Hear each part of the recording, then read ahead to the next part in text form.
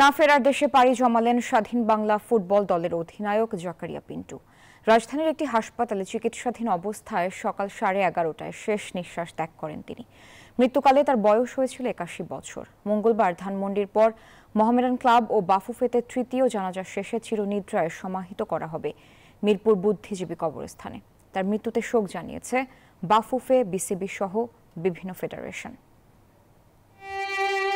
ক্রীড়াঙ্গনে আরও এক নক্ষত্রের পতন।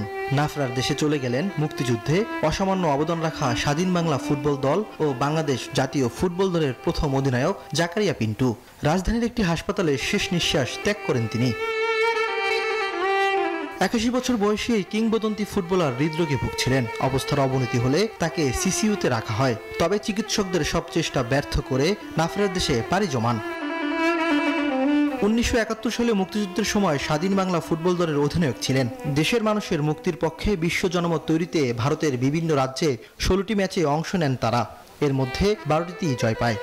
পিন্টু ভাইয়ের কিন্তু খুব ইচ্ছা ছিল ফুটবল ফেডারেশনে গিয়ে কিছু কাজ করার, কিন্তু নবীন প্রজন্ম তাকে সেই সুযোগ দেয়নি।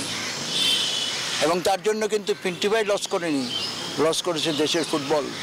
আজকে ফুটবলের যে হাল, মেয়েরা হারায় আর মালদ্বীপে, আমরা হারি মালদ্বীপের কাছে 5 গোলে, এটা তো ভালো কথা না।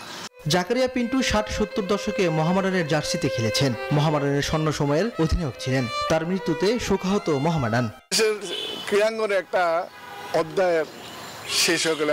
আমি মনে করতাম আমাদের মোহামেডান স্পোর্টিং ক্লাবের চারদিকে যে 4টে পিলার, এই পিলার একটা জাকারিয়া পিন্টু বহন করতো। এই হিসেবে আমরা অনেকে জানতাম আসলে ক্লাবের যে আসলে আমরা শুধু ক্লাব না, বাংলাদেশের ইতিহাসে জাকারিয়া পিন্টু আর ফেরত আসবে না।